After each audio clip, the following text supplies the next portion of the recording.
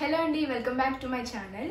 ఈరోజు వీడియోలో డెలివరీ తర్వాత మనకి స్టిచెస్ పడతాయి కదండి. నార్మల్ డెలివరీలో కూడా స్టిచెస్ పడతాయి, దాన్ని ఎపిసియోటమీ అంటారు. సో దాని గురించి డీటెయిల్గా ఈ వీడియోలో షేర్ చేసుకోబోతున్నాను. నాకు డెలివరీ అయిన తర్వాత కూడా నేను చాలా దగ్గర సెర్చ్ చేసి చూశాను. దీని గురించి నాకు ఎలాంటి ఇన్ఫర్మేషన్ లేదు. సొల్యూషన్ ఎతకడం కూడా నాకు చాలా కష్టంగా అనిపించింది. స్టిచెస్ని హీల్ చేసుకునే ప్రాసెస్ అనేది మనకి చాలా ఇంపార్టెంట్.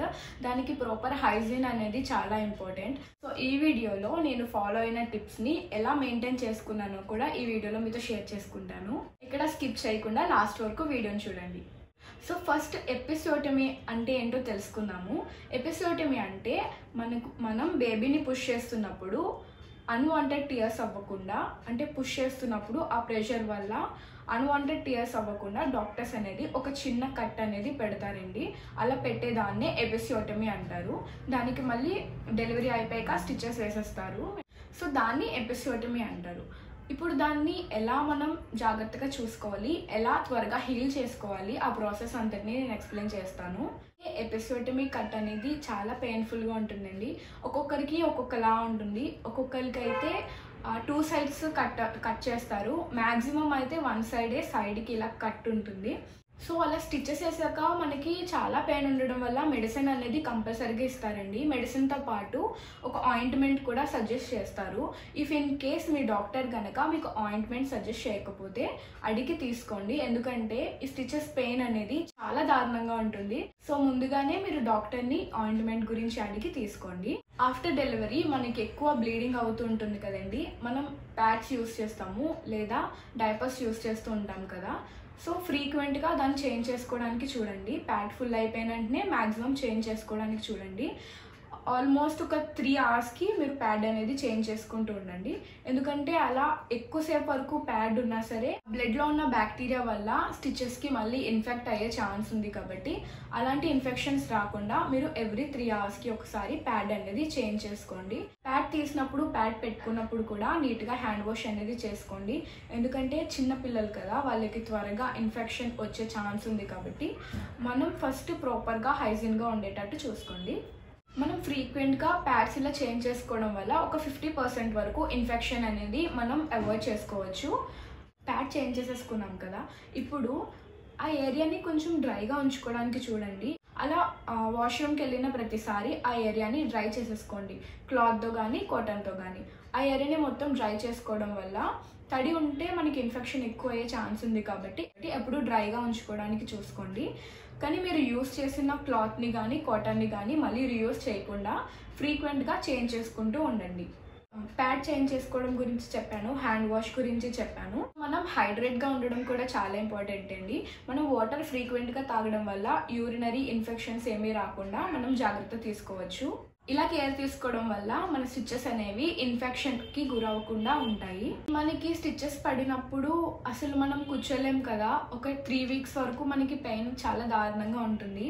కూర్చోలేము, పడుకోలేము, ఏం చేయలేము. అప్పుడు మీరు ఏం చేస్తారంటే డోనట్ పిల్లోస్ అని ఉంటాయండి. అంటే అవి ఎలా ఉంటాయంటే నేను ఇక్కడ పిక్చర్ యాక్ట్ చేస్తాను. ఇలా ఉంటాయి. ఇలా ఉన్న పిల్లోస్ని తీసుకోండి. సో ఆ పిల్లో సపోర్ట్తో మనం కూర్చోవడం వల్ల మన స్టిచెస్ అనేవి కింద టచ్ అవ్వకుండా ఉంటాయి. కాబట్టి మీరు కొంచెం సేపు వరకు అలా రెస్ట్ తీసుకోవచ్చు. మన అందరి ఇళ్ళల్లో బ్లాంకెట్స్ ఉంటాయి కదా, కొంచెం బల్కీగా ఉండే బ్లాంకెట్స్, కొంచెం లావుగా ఉండే బ్లాంకెట్స్ తీసుకోండి. రోల్ చేసి ఇలా చేస్తే ఇలా ఫామ్ అవుతుంది. సేమ్ ఆ డోనట్ పిల్లోలానే మనకి ఫామ్ అవుతుంది. మీరు కొంచెం బల్కీగా ఉండేవి లేదంటే ఒక 2 blankets కలిపి ఇలా చేసుకోండి. మనం దీంట్లో కూర్చోవడం వల్ల మన స్టిచెస్కి టచ్ అవ్వకుండా ఉంటుంది, మనకు కూడా పెయిన్ రాకుండా ఉంటుంది. సో కొంచెం బల్కీగా ఉండేవి తీసుకోండి. ఇంకొంచెం అంటే ఇది సరిపోవట్లేదు, కొంచెం పెద్దవి అయితే మీకు ఇంకొంచెం స్పేస్ వస్తుంది. కొంచెం పెద్ద బ్లాంకెట్ తీసుకోండి. మీకు చూపించడం కోసం దీంతో చేసి చూపిస్తున్నాను. మనకి ఆ ప్లేస్లో స్టిచెస్ పడ్డాయి అంటే పెయిన్ ఆబ్వియస్లీ చాలా ఎక్కువగా ఉంటుందండి. సో పెయిన్ని ఎలా కంట్రోల్ చేసుకోవాలి అంటే మీది వెస్ట్రన్ టాయిలెట్ అయితే దాంట్లో టాయిలెట్ సీట్స్ ఉంటాయి కదా, పిల్లలకి పొడి ట్రైనింగ్స్ అవన్నీ చేయించినప్పుడు టాయిలెట్ సీట్స్ ఉంటాయి. దాంట్లో కొంచెం హాట్ వాటర్ యాడ్ చేసుకొని అది మీ కమోడ్కి అటాచ్ చేసుకొని దాంట్లో ఒక 20 minutes వరకు కూర్చోడానికి ట్రై చేయండి. ఈ స్టిచెస్ ఉన్న ప్లేస్కి హాట్ వాటర్ ఇలా టచ్ అవ్వడం వల్ల మనకి చాలా రిలాక్సింగ్గా ఉంటుంది. అదే మీకు ఇండియన్ టాయిలెట్ ఉంది అనుకోండి, అప్పుడైతే ఒక టబ్లో కొంచెం హాట్ వాటర్ అంటే మీరు తట్టుకునే అంత వాటర్ సరిపోతుంది, మరీ ఎక్కువ హాట్గా ఏం అవసరం లేదు. ఆ వాటర్ టబ్లో యాడ్ చేసుకొని అందులో కూర్చోడానికి ట్రై చేయండి. కానీ అలా కూర్చున్నప్పుడు చాలా జాగ్రత్త, కాలు కొంచెం స్లిప్ అయినా సరే మనం పడిపోయే ఛాన్స్ ఉంటుంది, మళ్ళీ స్టిచెస్ అనేవి ఊడే ఛాన్స్ ఉంటుంది. కాబట్టి చాలా కేర్ఫుల్గా మీరు ఆ ప్రాసెస్ అనేది చేసుకోండి. అలా చేయడం వల్ల కొంచెం పెయిన్ అనేది రెడ్యూస్ అవుతుంది. స్టిచెస్ ఉన్నప్పుడు మోషన్ పాస్ చేయడం అనేది చాలా టఫ్ టాస్క్ అండి. ఇంట్లో పాలు కాఫీ అలా ఇస్తూ ఉంటారు కదా, తాటి బెల్లం అని ఉంటుందండి. తాటి బెల్లం యూస్ చేయడం వల్ల మనకి కాన్స్టిపేషన్ ప్రాబ్లం అనేది రాకుండా ఉంటుంది, మోషన్ కూడా ఈజీగా పాస్ చేయగలుగుతాము. ఇఫ్ ఇన్ కేస్ మీకు కానీ కాన్స్టిపేషన్ ప్రాబ్లం బాగా ఎక్కువగా ఉంటే, నేను ఆల్రెడీ చెప్పాను కదా, సిరప్ అనేది ఉంటుందండి కాన్స్టిపేషన్కి, అది మీ డాక్టర్ దగ్గర చేసి తీసుకోండి. మీకు దీని గురించి ఎలాంటి డౌట్స్ అయినా ఉంటే నాకు కామెంట్ సెక్షన్లో కామెంట్ చేయండి, నేను రిప్లై ఇస్తాను ఖచ్చితంగా. అండ్ ప్రెగ్నెంట్ రిలేటెడ్ ఇంకా ఏమైనా వీడియోస్ చేయాలి అని అనుకుంటే నాకు కామెంట్ సెక్షన్లో కామెంట్ చేయండి, ఖచ్చితంగా చేస్తాను వీడియోస్. ఈ వీడియో కనుక నచ్చినట్లయితే please like, share and subscribe to my channel. Thank you, bye bye.